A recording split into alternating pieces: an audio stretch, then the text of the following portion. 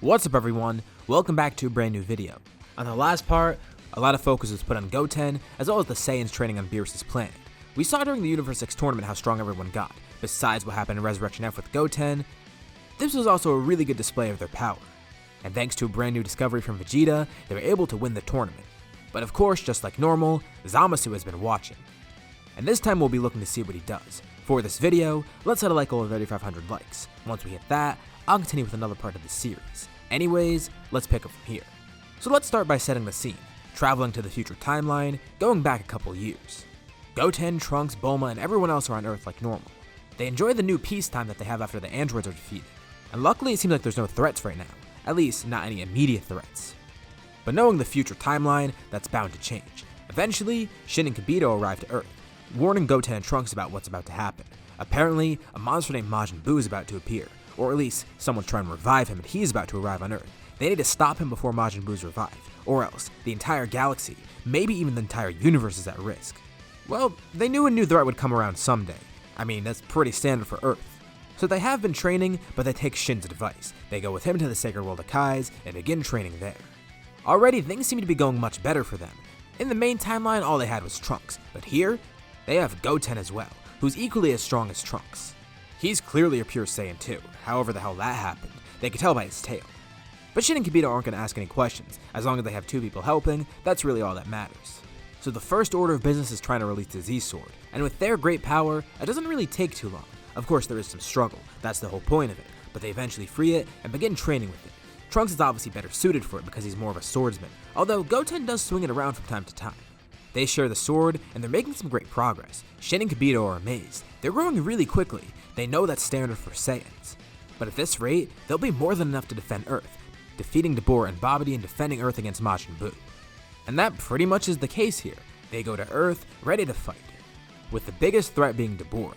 And in the original story, it took Trunks going Super Saiyan 2 to actually defeat him. But here, they have two Super Saiyans, with Trunks being a little bit stronger than his mainline counterpart, pretty much because he has Goten there training with him. This doesn't mean the battle's going to be easy, not by any means.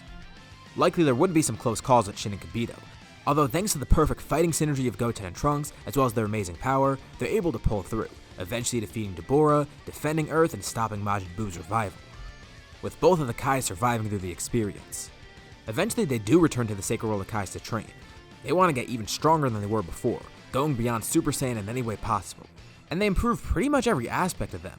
Even fusion, whenever they fuse into Gotenks, they have a better hold of him, knowing to regulate their power to make the fusion last as long as possible. And to make things even more efficient, sometimes they fuse into Gotenks and use the Z-Sword. It trains both of them at once, while also making the fusion itself more efficient. They go on with this training for a few more months, and one day they're all resting on the planet. They feel a light tremor, as the Hybrid Saiyan and the Saiyan are woken by an explosion. Kibito rushes over to them, unsure of what's happened, and they can't sense or find Shin anywhere. This definitely isn't good. They rush over to where they saw the explosion, and as the smoke clears from the area, they only see one thing nearby, Shin lying on the ground, dead. Trunks is then alerted by something above him. He saw something moving through the smoke, and he immediately goes into Super Saiyan, flying towards it to attack it. Goten tells him to wait, unsure of what's lying ahead. But Trunks doesn't care. He immediately begins fighting this unseen threat. And as the two of them keep clashing, the smoke eventually clears the area. And when Trunks sees who the villain actually is, he's left completely dumbfounded. Goten looks up and has an even more severe reaction. There's no way this is actually happening. The person that attacked them, it looks like Goku? No, that can't be true. Goku died in this timeline. And if this was the past Goku, how did he get here? And why is he evil? What's happening? So many thoughts are racing through Goten's head. He doesn't even know how to react to this. No matter who this guy is, Trunks is going to fight him. He continues clashing with Black, realizing that his power is way higher than theirs. Crap, even fusion might not be enough. At least not at the moment. It could barely help them, but they don't want to take the risk. But before Trunks can even continue fighting, he's then grabbed by Kibito, teleporting him to the surface, grabbing Goten, then teleporting everyone back to Earth. Goku Black watches on, smirking. He'll see them again pretty soon. So yeah, I am going with Goku Black in this scenario. Now I could have done Vegeta Black, and funny enough I actually have a reason to do Goten Black here. But I feel like Goku Black will work better. A lot of Zamasu's hatred was directed towards Goku himself. At least that Goku in his timeline. So when making this video, it was pretty much 50-50 with me. And it's not like Vegeta Black would be entirely original, I've done it in a lot of scenarios before, but especially with the dynamic of Goten existing in the future, I feel like Goku Black would be nice. Well, not for him, but for the story. Anyways, short tangent aside, everyone's back on Earth and they're deciding what they should do. Kibito is really the only one leading them right now, since there's no Supreme Kai anymore. He did try to heal Shin, but nothing worked. He was dead, and it seemed like there was no way of saving him. Goten's pretty shaken up by all of this stuff. That guy couldn't have been Goku, right? There's no way that was actually his dad there. Trunks tries to support Goten, getting him to snap out of it. He knows it was something unexpected for him, but still, they need to figure out how to stop this. As well as figuring out who he actually is. There's no way it was Goku. So what's the best course of action now? Obviously they are preparing, trying to get stronger in any way possible, continuing their training except here on Earth. But Bulma does have a backup plan. She still has the time machine, and since Earth isn't under attack right now, this is her perfect opportunity to work on refueling it. Just as a failsafe, in case their training doesn't work, they could always go back in time. But of course it's not hard for Goku Black to locate everyone, and this short opportunity is quickly washed away. He arrives on Earth and begins wreaking havoc, trying to find Goten and Trunks, the two sinners. Mortals messing with time. They think they're gods or something. It's despicable. Goten, Trunks, Kibito, and Bulma are all on the move constantly, trying to remain unseen while also trying to help Bulma work on the time machine. As much as Kibito hates the idea of them time traveling, he knows that the situation is pretty dire, so he does try to help out the best he can. But no matter how hard they try to avoid him, he eventually locates them. But this might have been a big mistake for him, and Kibito notices something interesting this time that he saw before. That earring that he's wearing, it looks oddly familiar, almost like the ones that he has on. Now, Kibito would probably be the least knowledgeable of the Kais, especially since Elder Kai's not there, but of course he would recognize this earring, and probably even the time ring. Not that he would have used it in the past, but he's probably heard a little bit about it or something. Is this person related to the Kais or something? He's not entirely sure what's happening, but what's important now is that they try to fight him. Although this time, Goten's reaction is much more severe. He doesn't know who this guy is, but he sure as hell knows that it's not Goku. This isn't something his dad would do. And hearing that someone's impersonating Goku, that doesn't sit right with Goten. Seeing someone who looks like his dad destroying Earth, destroying planets, killing the Supreme Kai, all while trying to go after them, Goten's not having it. Goku Black sticks a hand out, launching a blast right at Goten. But right before it makes contact, Goten shouts, powering up immensely. The blast completely dissipates, eradicated by Goten's aura. Trunks looks at his friend in amazement. He powered up into Super Saiyan, but something's different about it. There's electricity surrounding it. His power's higher. They don't know what it is, but Goten just powered up into Super Saiyan 2. His emotions completely overtook him, and now he's going to channel them into his power. He tells the three others to escape, get in the time machine and leave as soon as possible. Trunks says he can't do that. They only have enough fuel for one trip right now. They can't even do a round trip. And what about Goten? They're not just going to leave him here. Goten tells him not to ask questions, just to leave right now. He's going to handle this. He just wants to make sure they're safe. Trunks feels that Goten's not thinking clearly right now. But after all the stuff that just happened, Goten tells Trunks this is the clearest that he's been thinking. He'll defeat this Goku lookalike.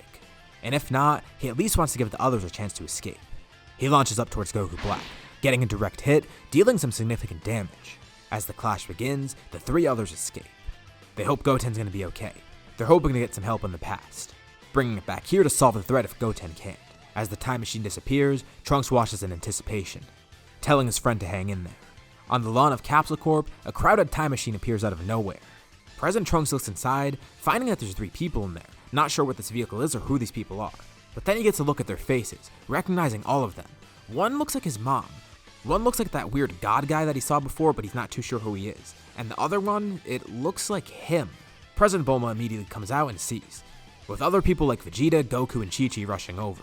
Well, it's cool that they get to meet future Bulma and future Kibito for some reason, but why is Goten not here?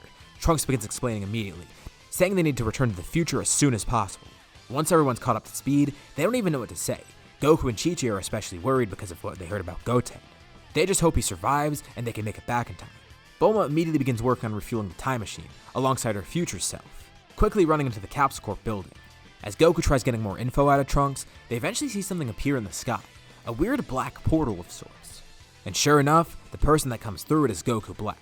Now that's an interesting surprise. Trunks traveled back to this timeline just like he expected. But it seems everyone's already here, even Goku. Angrily, Goku and Chi-Chi look up towards him. Goku Black begins his monologue, but Goku cuts him short. What did he do with Goten?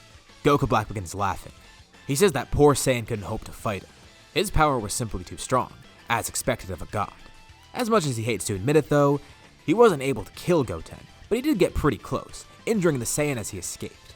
And that's all Goku and Chi-Chi needed to hear. They do feel a bit of relief knowing that he's okay, but more importantly, they feel anger at the fact that Goku Black tried to kill him, Not only that, but the fact that he's even impersonating Goku in the first place. This isn't just them fighting a threat, this is personal now. Instantly, the two of them power up into Super Saiyan Blue. Goku Black doesn't even register what's happening.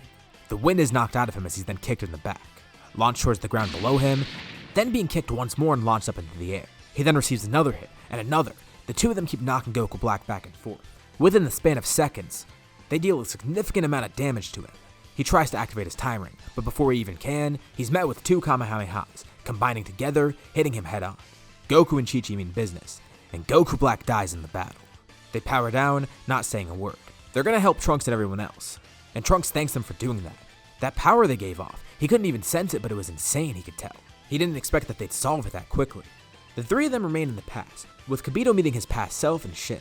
As everyone gets more and more informed about the situation, that eventually turns everyone's attention to Zamasu, leading into an informal investigation by Beerus. But thankfully with future Bulma's expertise, not much time passes before the time machine is refueled. With the two Bulmas working together, they were able to get things back into working order pretty quickly, and they're just about ready to return to the future.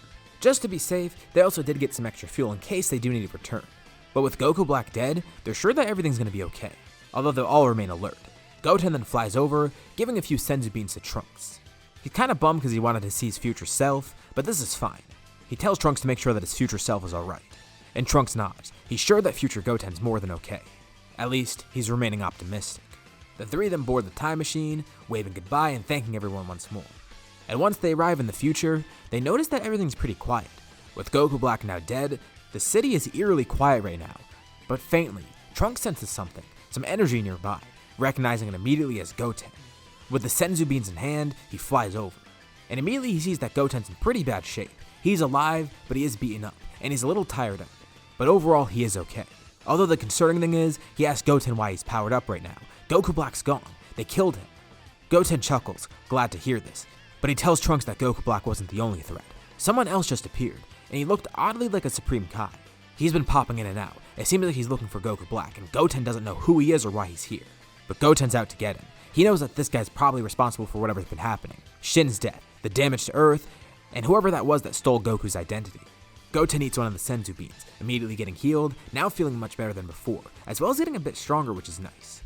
And it's good timing too, because as soon as he powers up, that Kai then returns. Oh great, Trunks is here too. It seems like this Kai already knows them. And he did have a brief encounter with Goten, but it went nowhere because he seems perfectly fine now. Goten wonders why he took no damage. He was sure that this guy wasn't that strong. But Zamasu introduces himself, then asking where Goku Black is. Trunks asks Zamasu for more info, then he'll tell him what happened to Goku Black. How annoying. But Zamasu obliges, explaining who he is, why he's here, what he's done, and who Goku Black is. Now angry, he shouts at the two of them, telling them to say where Goku Black went, fearing the worst. And his fears are confirmed. Goku Black has died in the past. And Trunks tells Zamasu that he's next. But there is one little issue. Apparently this guy's immortal, and they thought he might have been bluffing, but he explains, mentioning how he used the Super Dragon Balls to gain immortality. But they tell Zamasu that they don't care. Even if he's immortal, that's only going to prolong his pain, and they'll find a way to stop him, whether it's killing him or something else. The two look at each other and nod, as they then perform the fusion dance, with Zamasu unsure of what's happening, as Gotenks then appears. He lunges at Zamasu with the Z-Sword, slicing the Kai in half. He then swings more and more, turning Zamasu into a bunch of little pieces, and finishing it off with a blast, seeing if that erases him for good. And sure enough, it doesn't. He regenerates back from it, although he definitely did feel that attack. He might be immortal, but he's not immune to pain. And before he can even recollect himself, his arms are then suddenly restrained. Rings of energy appear around him. Gotenks has used his galactic donut, holding the Kai in place. It's too strong for Zamasu to escape, and he wonders why Gotenks isn't attacking. And that's really because he's dumbfounded. The fusion's not too sure of what he should do right now. I mean, they could hold him in place, but they can't accomplish this forever. This might actually be harder than Goku Black. Zamasu feels insulted. They don't even seem concerned. Zamasu keeps taunting the fusion. No matter what they try, they can't kill it. But Gotenks retorts saying that he will find a way. He just needs some time to think. For the next 10 minutes or so, Zamasu stands there restrained, trying to wiggle his way out of the galactic donut, but nothing works. If only they had some way to seal him or something. You know what? Maybe the immortality has some sort of limit. If they completely destroy him, every single little bit of him, and make sure it doesn't regenerate, that might work. They try to do it with Zamasu again, and he just regenerates, as they immediately restrain him once more. Zamasu's getting really annoyed by this point, but there's nothing he could do. And out of his sheer anger, he powers up, and this time he gets released from the galactic donut. He launches over towards the fusion, with a keyblade in his hand. Gotenks quickly draws his own sword, hitting Zamasu with it, but this time something different happens.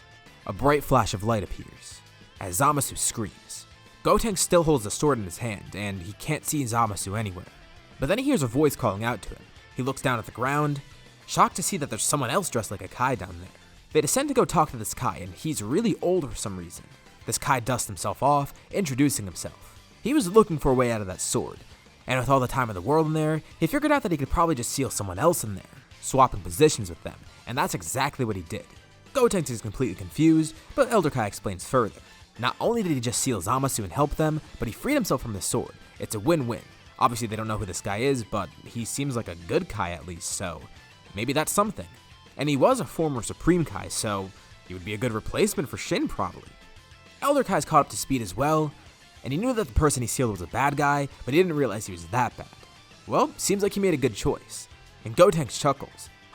That must have been what was so powerful about the Z-Sword. Although they wonder who sealed Elder Kai in the first place, but that doesn't really matter right now. All that matters is that they stopped these two threats. Goku Black's gone, and Zamasu is sealed away. But they're gonna make sure to be very careful with the sword. It's probably a good idea to not train with it anymore. And with that, we'll end off here for now. So, what did you guys think about this part? I know it didn't really focus too much on the past timeline, but I think it was important to mention what happened in the future timeline, even if Chi-Chi and the others weren't really too involved. Anyways, if you liked the video, be sure to drop a like, and let's try to hit that like goal from the beginning of the video so we can get another part to the series. If you haven't already, why not subscribe, as well as hitting the bell icon to get notified about any future parts of this What If, or any other videos that I upload on my channel. Anyways, thank you all for watching, and I'll see you all in my next video.